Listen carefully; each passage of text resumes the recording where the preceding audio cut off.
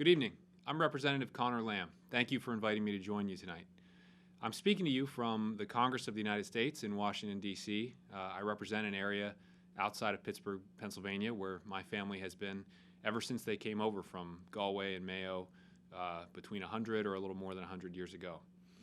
When I started running for this job a few years ago, I asked my Aunt Patsy about our family's origin in politics. And she told me that when my great-grandfather, Tom Joyce, came over from Connemara, his main aspiration and one of the reasons he came to Pittsburgh was to become a blacksmith. And I think he got his start on the Pennsylvania Railroad, but in those days the best work to get as a blacksmith was to be employed by the city of Pittsburgh, or at least to get work for them. But this was before the New Deal, so at that time the city of Pittsburgh was controlled by a Republican political machine. He asked around about how to break into the city's work, and someone told him you had to go down to the courthouse and you had to meet with a party official. And so he did that. And when he went and presented his qualifications and told them about how good of a blacksmith he was, they said, well, that all sounds well and good, but we see here that you aren't registered to vote on our rolls. You'll need to go down and register as a Republican right away in order for us to hire you. And so he went over that very same day and registered himself to vote for the first time in the United States as a Democrat. And the story was that he basically became a Democrat out of spite. And to me, that was the most Irish thing of all time, to choose your political party on that basis. And some would say it's a very Irish thing for us all to be sticking with it about 100 years later. But here I am. I'm speaking to you tonight not as a Democrat, but as a proud great-grandson of Tom and the others that I've described, who is very grateful for what the Irish did to make our place in America, and very grateful for what America did to give the Irish their place. In my own case, I was raised on songs and stories, as the song says, and they were songs that were about hard work and all the incredible hard work it took for the Irish to succeed in this country.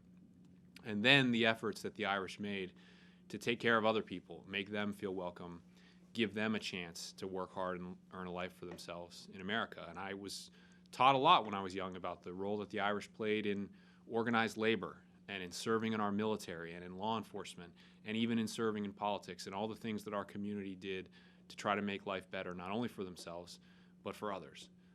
And all the things that the Irish-American community did for both sides of the Atlantic Ocean, and the historic role that many American politicians of Irish origin played in trying to establish the Irish peace process.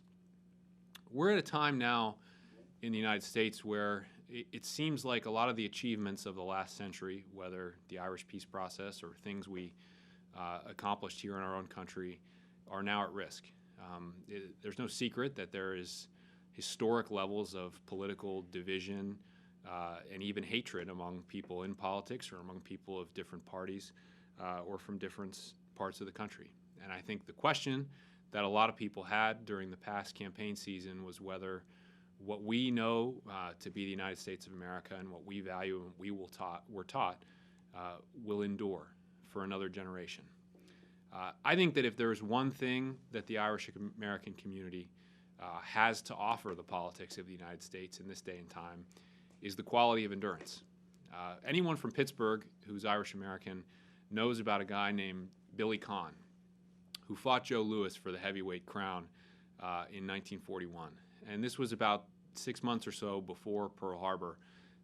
And the Irish community all throughout the United States was excited that Billy Cain was going to New York to take on the champ. And the story goes that a lot of people actually lost their jobs because they didn't have the right to take any days off, but they would rather quit and lose their livelihood for the chance to go to New York to see this fight. It was a really big deal.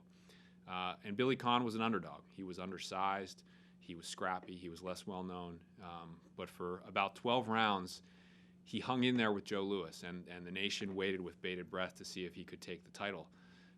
And in the very last round, before it started, I guess, his trainer said to him, Billy, you've got this fight won on points. In the last round, all that you have to do is dance around him, stay away from him, don't let him knock you out. You've got this thing.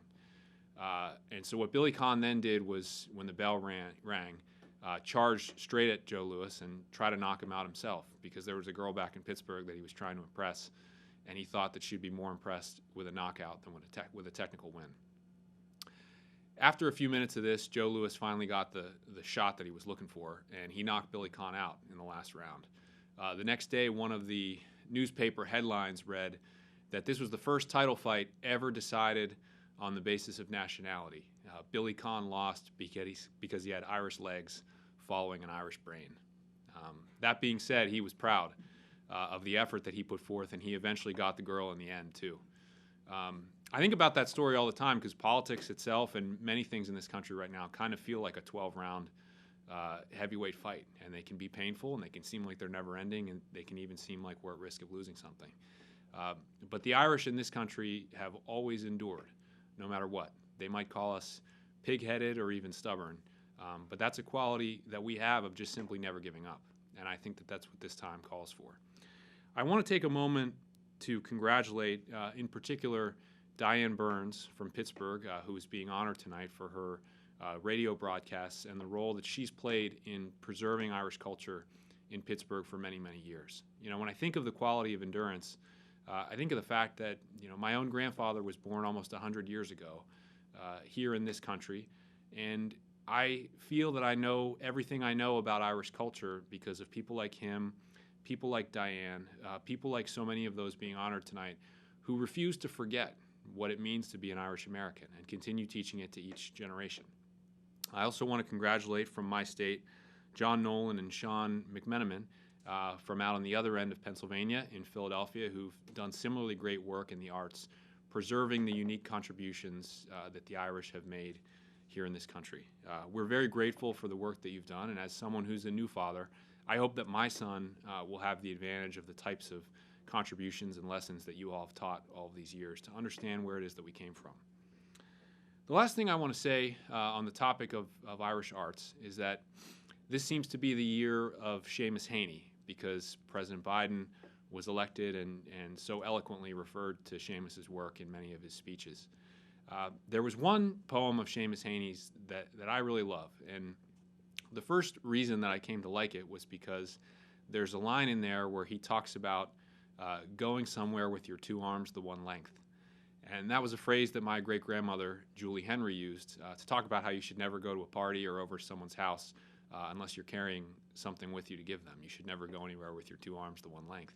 And when I saw that in his poem, I realized there was a connection that crossed an ocean and even a century between us. I used the phrase recently in front of my wife, and she had no idea what I was talking about. But when I looked back over that poem in preparation to talk to you tonight, I realized that there was a much more important part of it that bears on a lot of things that are happening today. Many of the struggles that we have here in the United States and back in Ireland right now have to do with the topic of borders and the construction of borders and the question of immigration and relationships across borders. And in his poem, The Republic of Conscience, Seamus Heaney imagined a place that you could travel to called the Republic of Conscience. And he said that at immigration, the clerk was an old man who pulled a wallet out of his homespun coat and showed you a picture of your grandfather.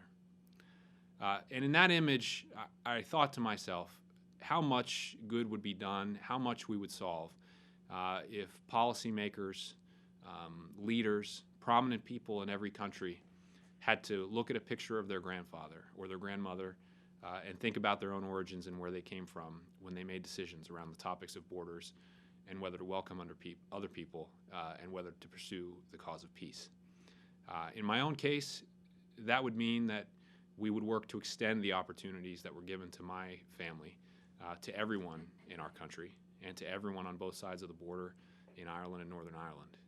I think most of you agree with that, and I think if each of you thinks back on your own family's history in this country, it will renew the spirit that we need, give us the endurance that we need to take on these challenges anew in the year 2021. So congratulations to all of tonight's honorees. Thank you for having me with you here tonight. Good luck and God bless.